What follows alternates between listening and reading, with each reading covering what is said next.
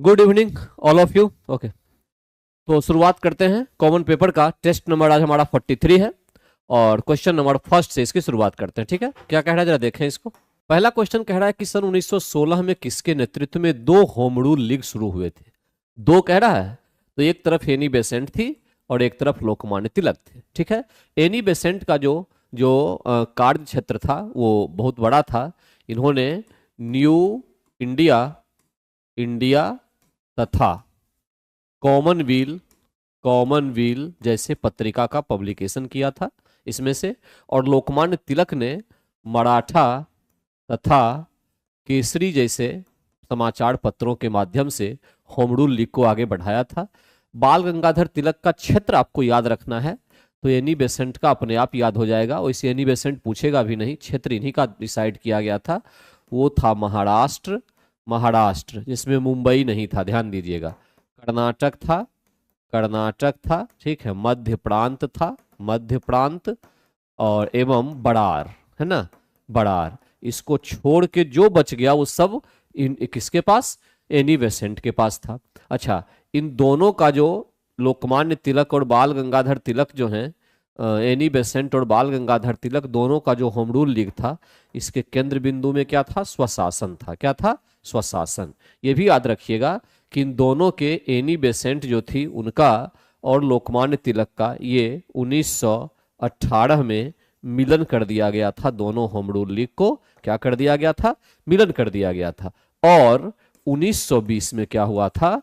इस home rule league का नाम बदल के क्या कर दिया गया था? स्वराज सभा। क्या? स्वराज सभा कर दिया गया था। ठीक है, तो करेक्ट आंसर फर्स्ट का निकला क्या? ए। क्या निकला? ए करेक्ट आंसर निकला। किसके नेतृत्व में अंग्रेजों ने सिंध का अधिग्रहण किया था? ये क्वेश्चन है। ठीक है, किसके नेतृत्व में? तो करेक्ट आंसर क्या होगा? चार्ल्स नेपियर के नेतृत्व में अंग्रेजों ने सिंध का अधिग्रहण किया था। ठीक, तो याद रखिएगा ये ए को। यहां ध्यान रखना है कि आंग्ल नेपाल युद्ध जो है, आंग्ल नेपाल युद्ध, ठीक है, युद्ध, ये जो है ये हुआ था हेस्टिंग्स के शासन काल में। किसके काल में? हेस्टिंग्स के शासन काल में ऐसा हुआ था, आंग्ल नेपाल युद्ध। और उसके बाद सुगौली की संधि हुई थी।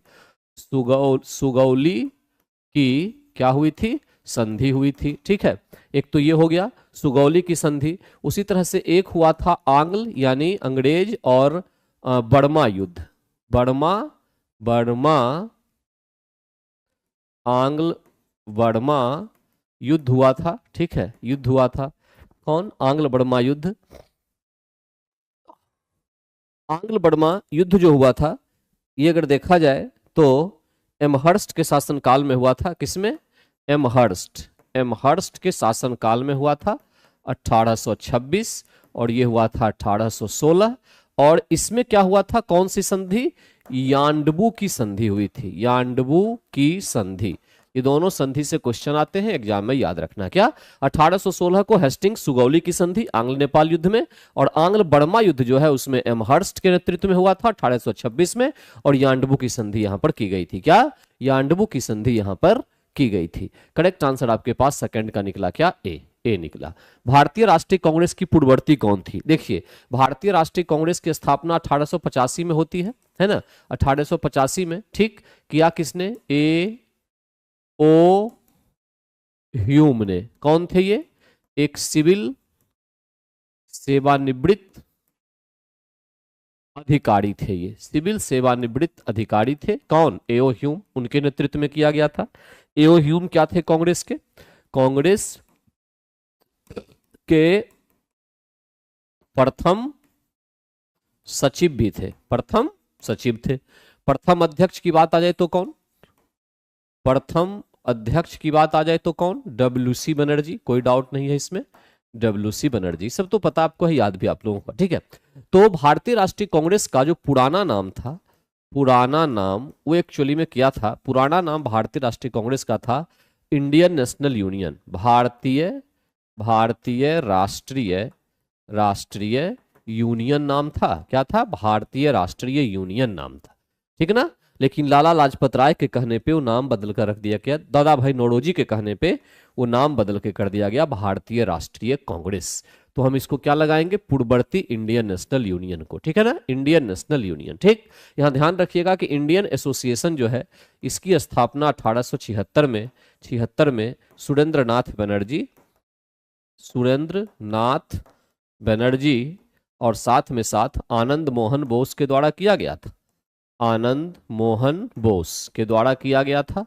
और 1885 में इससे कांग्रेस के साथ मिला दिया गया, कांग्रेस के साथ क्या किया गया, मिला दिया गया। तो इस प्रकार से देखा जाए तो हम ये भी कह सकते हैं कि कांग्रेस की पूर्ववर्ती जो संस्था है वो इंडियन एसोसिएशन भी हो सकती है। अब ये डिपेंड करेगा क्वेश्चन सेट करने वाले पर, कुछ क्वेश्चन विवादास्पद होते हैं कि क्या आंसर लेके वो चलता है, मैं यही लेके चलूंगा, ठीक है। लेकिन यहाँ ये भी आंसर कई एग्जाम में दिया गया है और दिया जा सकता है, इसकी भी पूरी संभावना है, क्योंकि इंडियन एसोसिएशन की स्थापना जिन्होंने की थी उन्होंने बाद में उसको मर्ज कर दिया और मर्ज करके कांग्रेस में शामिल कर दिया था। तो हम कह सकते हैं कि कांग्रेस की पूर्ववर्ती संस्था इंडियन एसोसिएशन थी, है ना। तो मैंने दोनों कर दिया है क्लियर। अब उसके हिसाब से आपको जो है आंसर लगाना है। मैंने यहाँ पे क्या लगाया, थर्ड का सी। 4 पे आइए, 1857 के स्वतंत्रता संग्राम से संबंधित पहली घटना कौन सी थी। पहली घटना कह रहा है नाना साहब के नेतृत्व में कानपुर का विद्रोह, बेगम हजरत महल के द्वारा अवध का नेतृत्व, या सिपाहियों का दिल्ली किले तक दिल्ली के लाल किले तक क्या मार्च। तो हमारे हिसाब से ही होना चाहिए, क्योंकि जब 10 मई को मेरठ में विद्रोह हुआ, उसके बाद विद्रोही सैनिक कहाँ आ गए, उसके बाद ये सैनिक दिल्ली ही तो पहुंचे थे, है ना। दिल्ली पहुंचे 11 मई को, और पहुंचने के बाद उन्होंने जो है किसको, बहादुर शाह जफर, सांकेतिक जो मुगल शासक थे, बादशाह थे जफर, तथा उसमें कौन, बख्त खां, कौन, बख्त खां। तो बहादुर शाह जफर को उन्होंने अपना क्या चुना, नेता चुना, और यहीं से शुरुआत हुई फिर क्या, आंदोलन की, 1857 के विद्रोह की, ठीक है। और बाद में धीरे धीरे करके जब फैलता चला गया तो कानपुर की बात जहां तक है, यहां देख लिखा हुआ है, कानपुर में नाना साहब, बेगम हजरत महल लखनऊ, बेगम हजरत महल लखनऊ। बिहार की बात अगर करें तो जगदीशपुर, कौन, कुंवर सिंह, कुंवर सिंह के द्वारा, ठीक है, कुंवर सिंह। इलाहाबाद की बात करें, इलाहाबाद तो लियाकत अली, ठीक है। फैजाबाद अहमदुल्ला जैसे लोगों ने नेतृत्व किया, ठीक है, नेतृत्व किया। तो करेक्ट आंसर निकला 4 का क्या, सी। क्या निकला, सी निकला।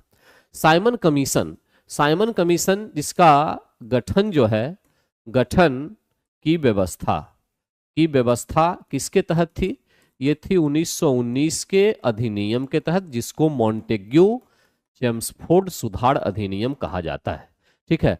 तो 1927 में ही इसका गठन करने का प्रावधान किया गया। गठन जो है राज्य सचिव जो उस समय का था, भारत का राज्य सचिव कौन, बर्केन हेड राज्य सचिव था, के द्वारा किया गया। क्या हुआ था इसमें, ये जो साइमन कमीशन है, ये साइमन कमीशन जो है ये 7 सदस्य इसमें थे, सभी क्या थे, अंग्रेज थे। इनको व्हाइट कमीशन भी कहा गया था, व्हाइट कमीशन, सफेद या श्वेत आयोग कहा गया था। और इसी व्हाइट कमीशन का विरोध भी हुआ था इसी आधार पर कि इसमें सभी कौन थे, अंग्रेज थे, सभी कौन थे, अंग्रेज थे, ठीक है। तो साइमन कमीशन के संबंध में कौन सा कथन असत्य है, ये कह रहा है। कांग्रेस ने साइमन कमीशन का बहिष्कार किया था, बात तो सही है, ठीक है। हिंदू महासभा मुस्लिम लीग ने भी कमीशन का विरोध किया, ये भी बात सही है। इस कमीशन ने सभी वर्गों एवं दलों में फूट डाल दी थी, ऐसी कोई बात नहीं है, ये गलत है, ठीक है। तो सही आंसर आपके पास निकल के आया सी। ये लाइन बिल्कुल गलत है कि कमीशन ने सभी वर्गों दलों में फूट डाल थी। कमीशन अपने उद्देश्य को लेकर आया था और सभी वर्गों दलों से बात करने का उसका उद्देश्य था, लेकिन लोग तैयार नहीं हुए, दल तैयार नहीं हुए, फूट डालने की कहीं कोई इसमें सूचना इतिहास में नहीं मिलती है। ये वाला पॉइंट गलत है, ठीक है। तो 5 के इतने पॉइंट्स को आप याद रखेंगे, ठीक।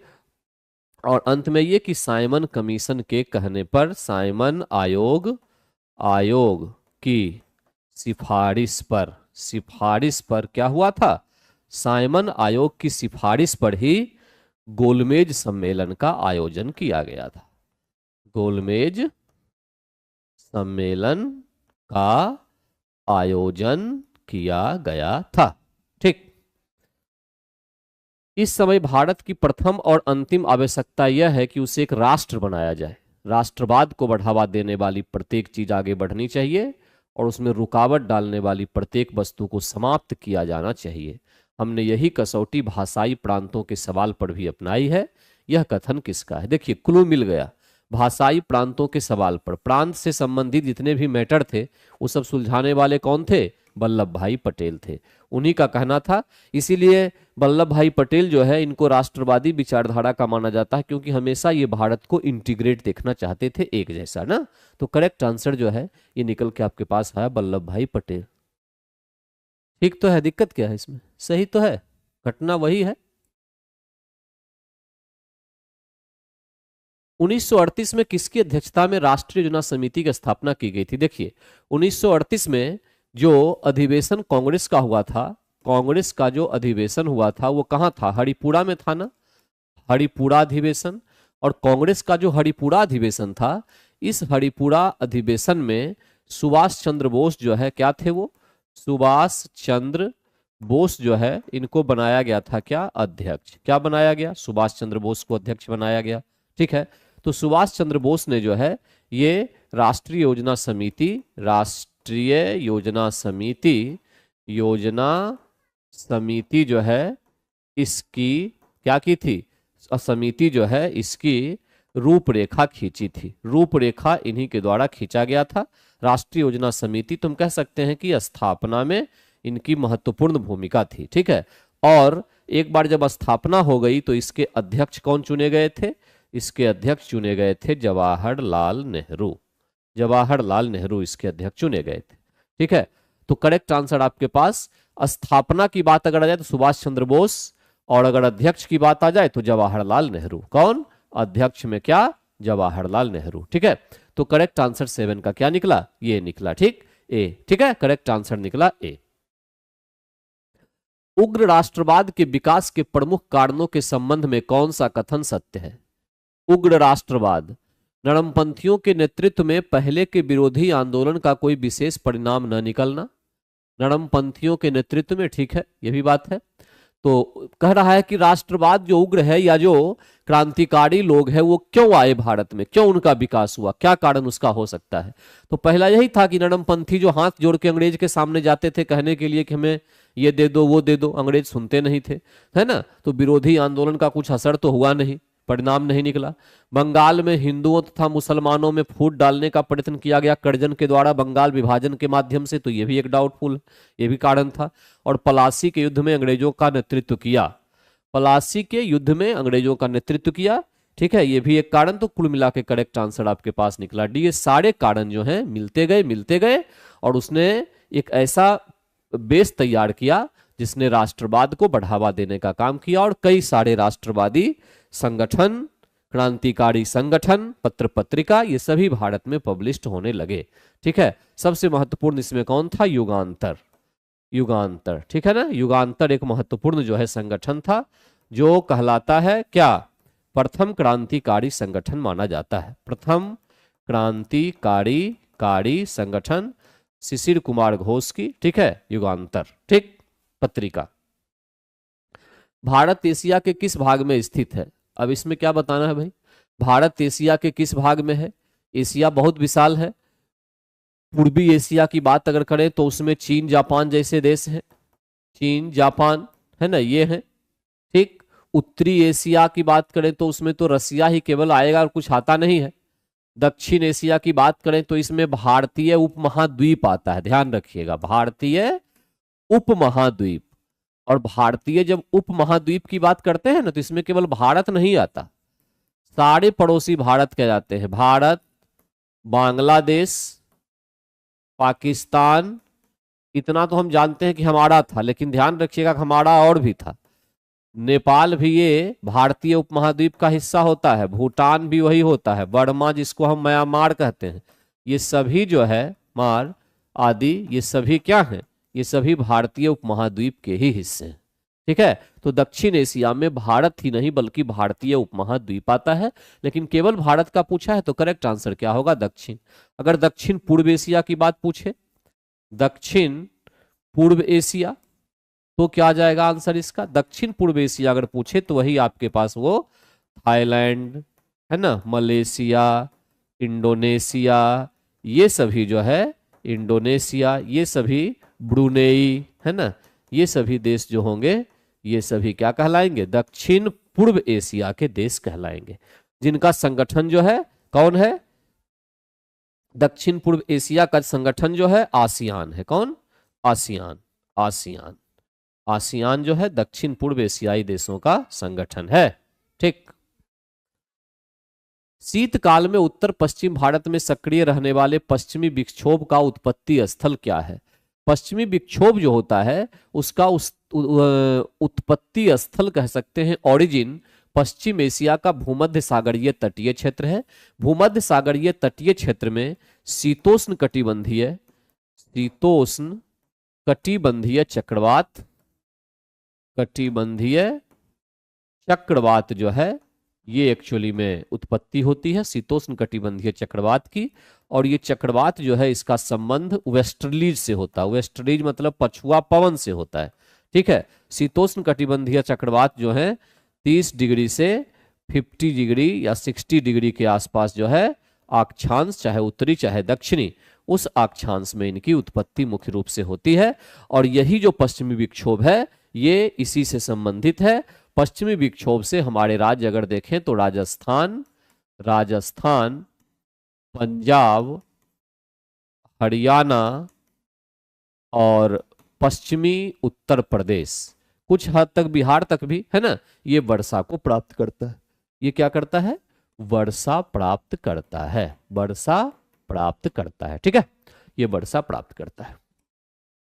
उच्च ताप एवं दाब के कारण कौन सी कायांतरित शैल में परिवर्तित हो सकती है। देखिए, पहली बात ये मैंने क्या बताया था आपको कि आग्नेय शैल जो होते हैं ये प्राथमिक चट्टान होती है। पृथ्वी का जब निर्माण हो रहा था ना, प्राथमिक चट्टान जो है ये कौन सी होती है, ये आग्नेय शैल ही होती है। ठीक है, और ये कहलाती है प्री कैम्ब्रियन काल की चट्टान, प्री कैम्ब्रियन काल, कैम्ब्रियन पीरियड काल। इससे पहले कोई काल ही नहीं था, कोई समय ही वैज्ञानिक ने निर्धारित नहीं किया है।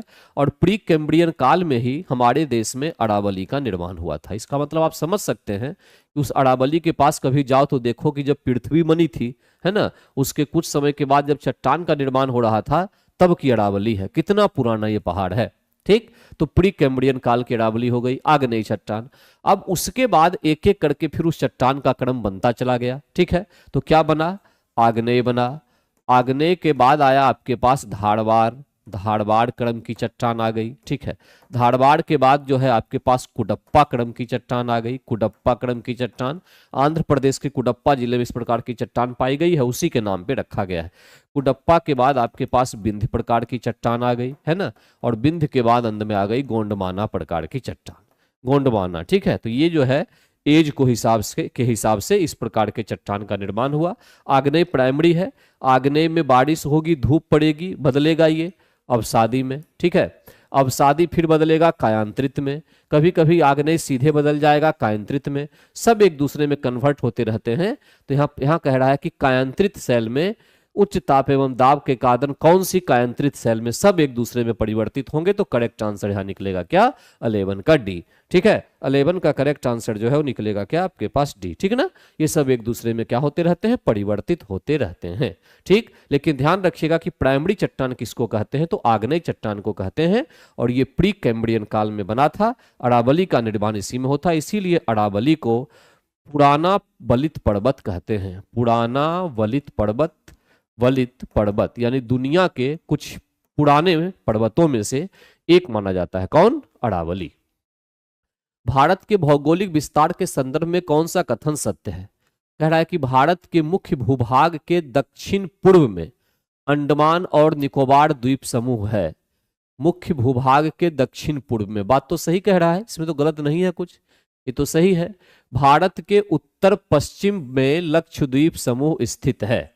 भारत के उत्तर पश्चिम में लक्षद्वीप तो नहीं है, ठीक है, लक्षद्वीप तो नीचे की तरफ है, तो उत्तर तो होगा नहीं, दक्षिण पश्चिम होना चाहिए, तो ये लाइन तो गलत लग रहा है। ठीक, मकर रेखा भारत को दो बराबर भागों में विभाजित करती है, बात ये सही लग रही है।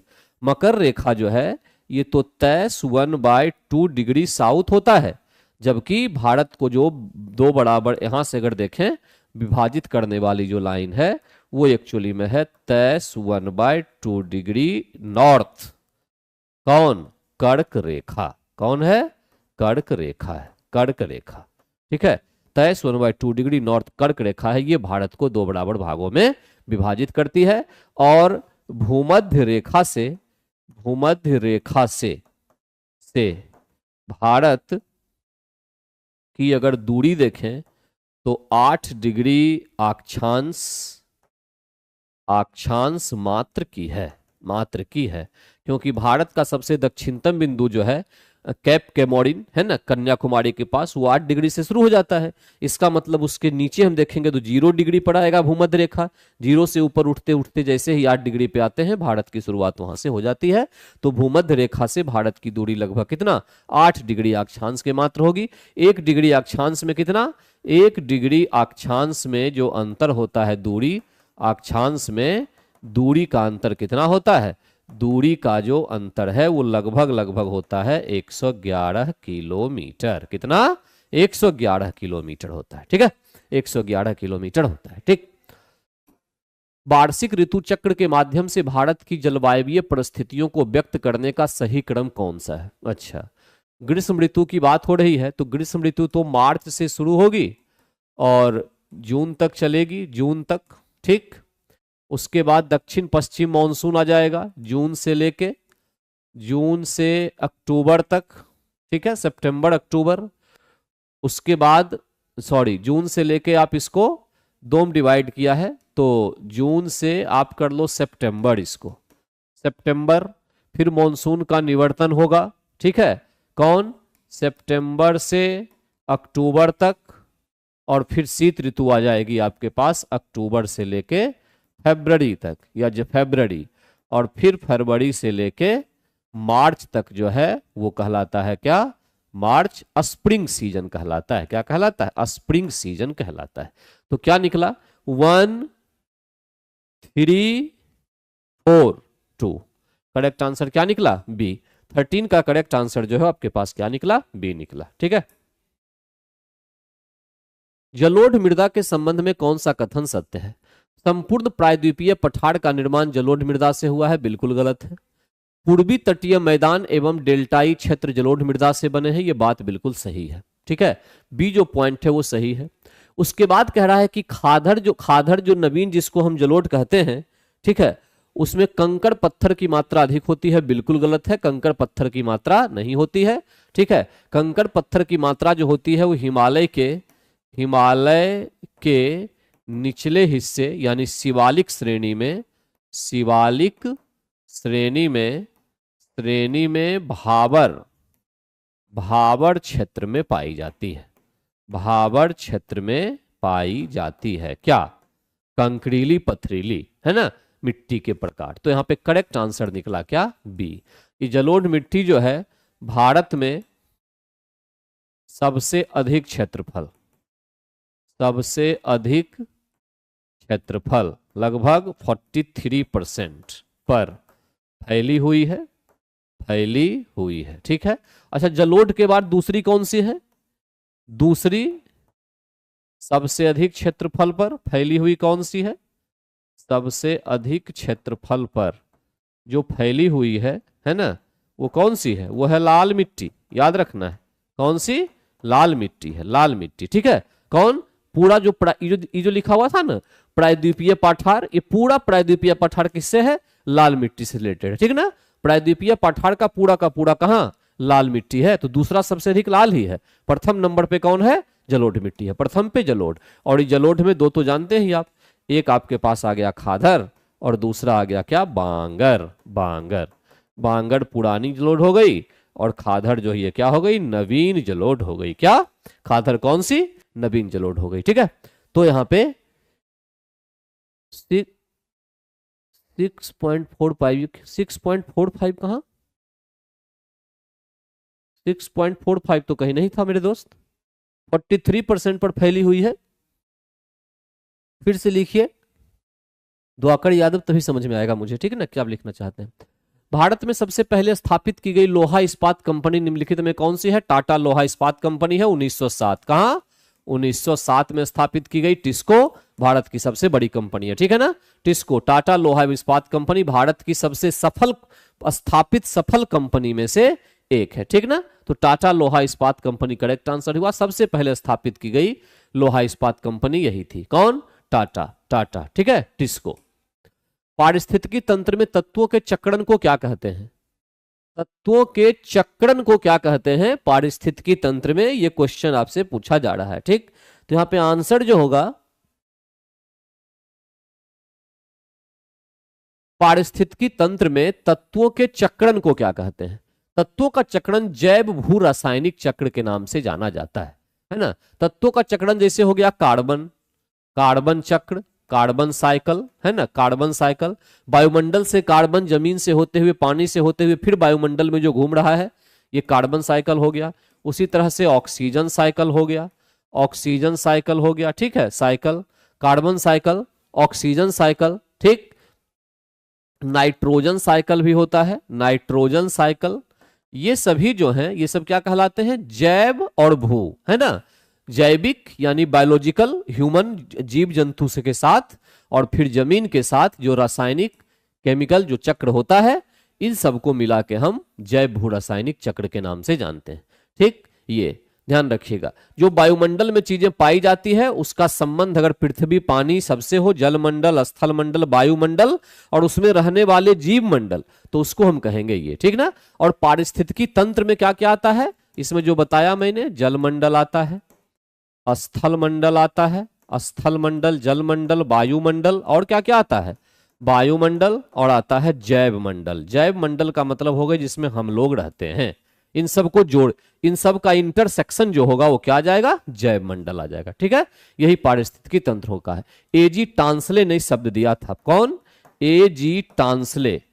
टांसले के द्वारा, टांसले के द्वारा ये शब्द पहली बार दिया गया था, द्वारा ये शब्द दिया गया था, शब्द दिया गया था क्या? पारिस्थितिकी तंत्र का, ठीक है। निम्नलिखित में से कौन सा प्रक्षेप गति का उदाहरण है? प्रक्षेप गति का मतलब क्या होता है कि जब आप किसी वस्तु को फेंक रहे हो कुछ वेलोसिटी से, है ना, ऐसे करके, तो वस्तु सीधे न जाके, बल्कि पृथ्वी, वस्तु यहां से चल रही है, ऐसे गई, पृथ्वी का बल इस पे लग रहा है, तो पृथ्वी के बल लगने से वस्तु सीधे न जाके ऐसे जाना शुरू कर देगी, ठीक है, क्योंकि वो ऐसी इस तरह से, और झुकते झुकते फिर गिर जाएगी आके कहीं। तो इस प्रकार की जो, इस प्रकार का जो पाथ होता है, इसको कहते हैं प्रक्षेप गति, ठीक है। इसको प्रक्षेप गति कहा जाता है। ये कैसा है रास्ता? ये रास्ता कहलाता है पैराबोला, पैराबोलिक पाथ इसको कहते हैं। पैराबोलिक पाथ या पैराबोला का रास्ता कहते हैं। तो प्रक्षेप गति पैराबोलिक पाथ पर हमेशा चलती है, ठीक है, पैराबोलिक पर चलती है। तो इसमें होता क्या है, अंतरिक्ष में छोड़ा गया रॉकेट ये पैराबोलिक नहीं चलेगा। पैराबोलिक चलेगा तो फिर तो पृथ्वी पर आके गिर जाएगा, है ना, स्ट्रेट में।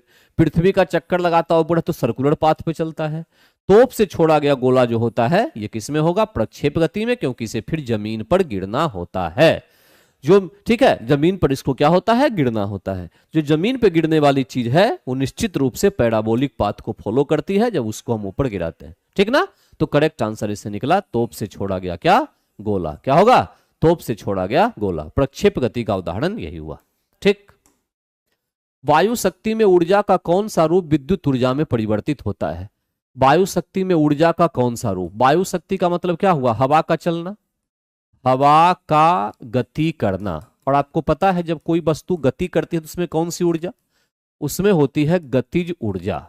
गतिज ऊर्जा को हम क्या कहते हैं? Kinetic energy. काइनेटिक एनर्जी का फॉर्मूला होता है हाफ mv², यानी किसी वस्तु में द्रव्यमान होगा ही होगा, बिना द्रव्यमान के वस्तु नहीं होगी, और उसमें अगर थोड़ी सी भी गति आ गई, थोड़ा सा भी वेग आ गया, तो निश्चित रूप से उसमें कुछ ना कुछ गति होगी, काइनेटिक एनर्जी होगी। तो वायु शक्ति में जो होती है, वायु शक्ति यानी पवन ऊर्जा में, उसमें गतिज ऊर्जा बदलती है किसमें? विद्युत ऊर्जा में। तो करेक्ट आंसर यहां पर क्या निकला?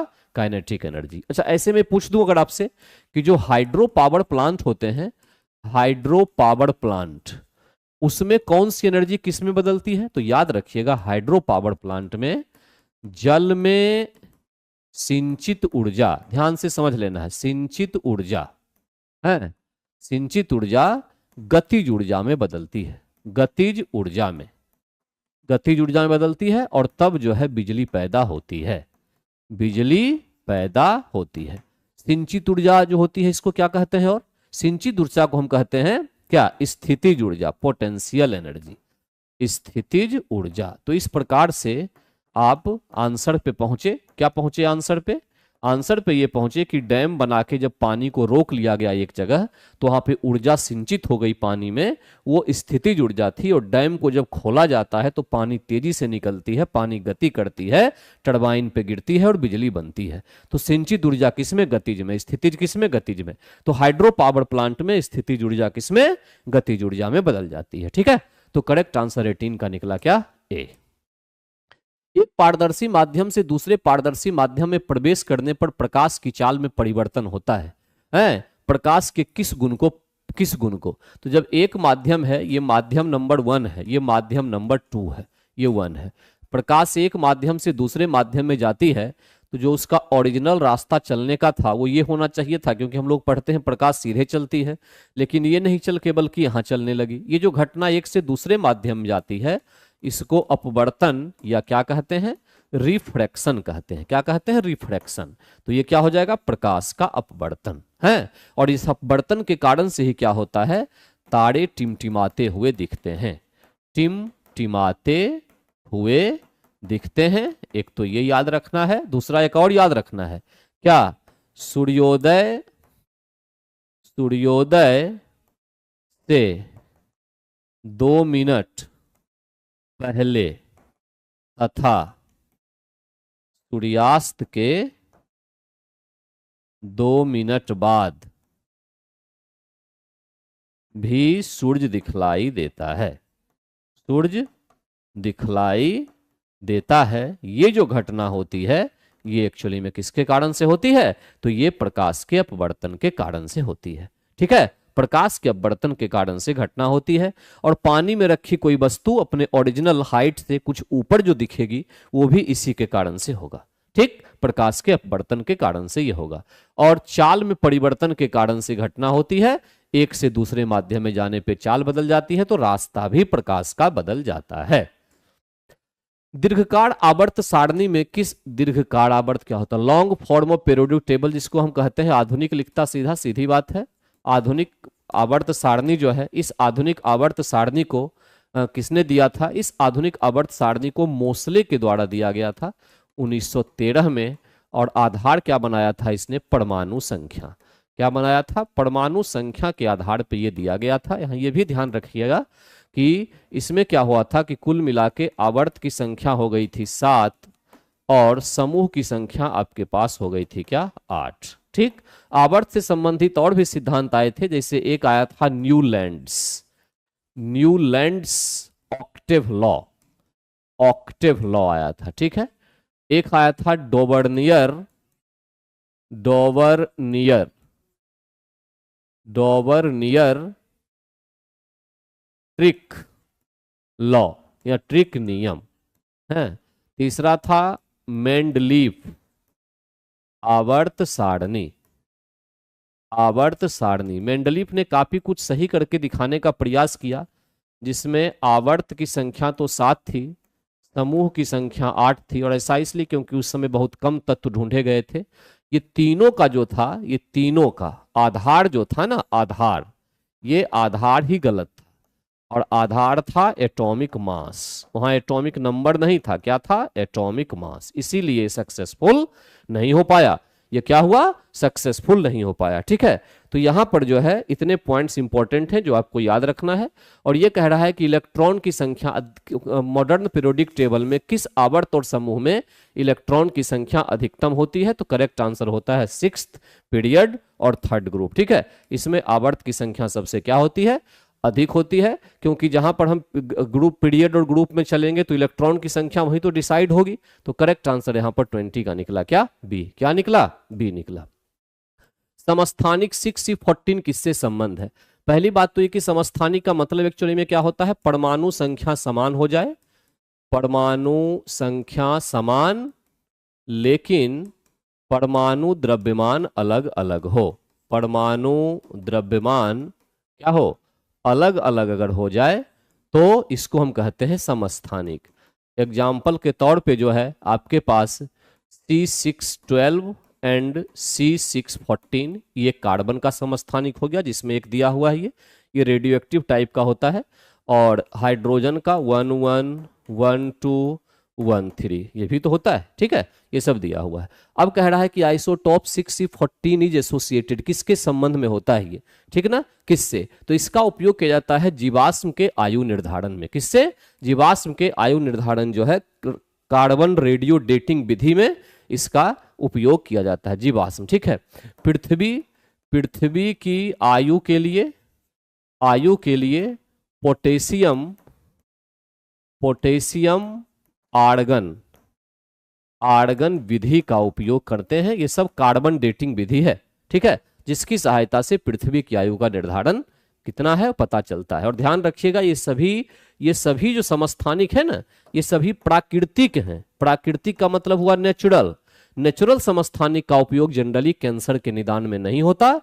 याद कर लीजिएगा कि कैंसर के निदान में होता है कृत्रिम समस्थानिक का प्रयोग, कृत्रिम समस्थानिक का प्रयोग, जिसको हम कहते हैं क्या, आर्टिफिशियल रेडियो आइसोटोप, इसको कहते हैं रेडियो आइसोटोप। क्या, क्योंकि इसमें से रेडिएशन निकलता है, इसीलिए इसको रेडियो आइसोटोप कहा जाता है। एग्जाम्पल के तौर पे मान लीजिए अगर कोबाल्ट 60 लिखा हो तो ये ऐसा नहीं है तो आइसोटोप ही कोबाल्ट का, लेकिन ऐसा नहीं है, ये प्राकृतिक, वो कृत्रिम है कोबाल्ट 60। जैसे आ गया आर्सेनिक 74, जैसे आ गया आयोडीन 131, आयोडीन 125, ये सभी जो हैं ये कृत्रिम आइसोटोप हैं। इस सब का उपयोग कैंसर के इलाज में होता है। किसका, कैंसर के इलाज में इन सब का उपयोग किया जाता है, ठीक ना।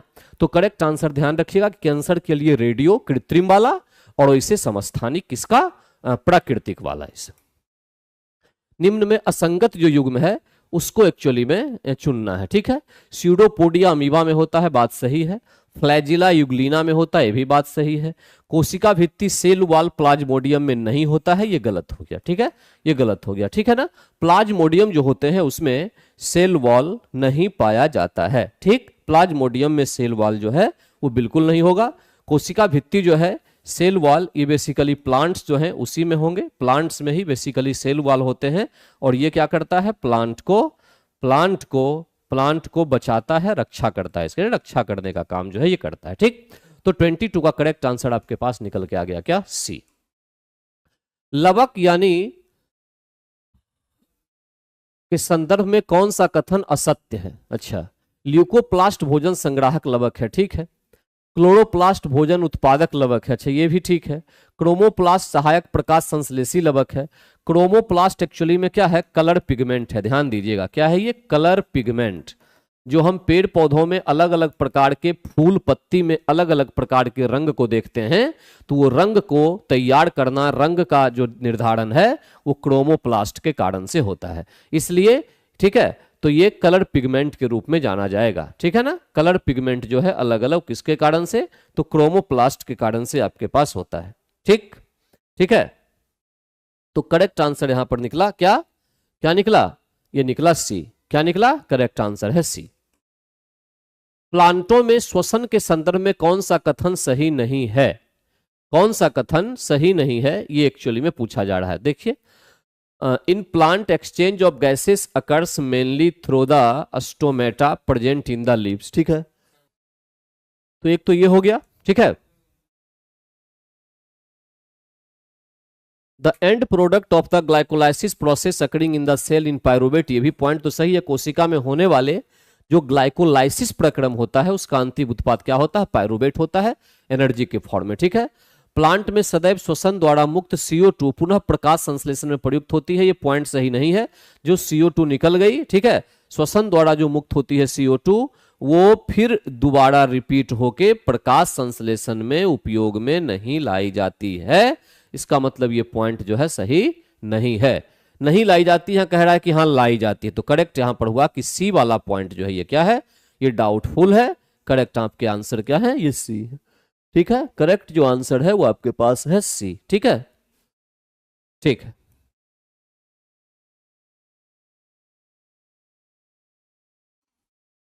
केंद्रीय मंत्री डॉक्टर जितेंद्र सिंह ने किस शहर में पहले विज्ञान अनुभव केंद्र और एक विशिष्ट जैव ईंधन ईंधन केंद्र की आधारशिला रखी है? ये कह रहा है केंद्रीय मंत्री जितेंद्र सिंह की बात कह रहा है, जिन्होंने विज्ञान अनुभव केंद्र, साइंस एक्सपीरियंस सेंटर और एक बायो जो ईंधन है, ठीक है, बायोफ्यूल सेंटर की आधारशिला तो हैदराबाद। कहां? 33 का करेक्ट आंसर क्या हो गया, हैदराबाद। महिला प्रीमियर लीग के दूसरे सीजन का खिताब किस टीम के द्वारा जीता गया, ये पूछा जा रहा है। तो करेक्ट आंसर है royal Challengers Bangalore. Royal Challengers Bangalore ने महिला प्रीमियर लीग के दूसरे सीजन का खिताब क्या किया, जीत लिया। नेक्स्ट में आते हैं कि गुजरात में खोजी गई प्राचीन सांप की प्रजाति का नाम क्या है, जो लगभग 4.7 करोड़ वर्ष पहले जीवित थी।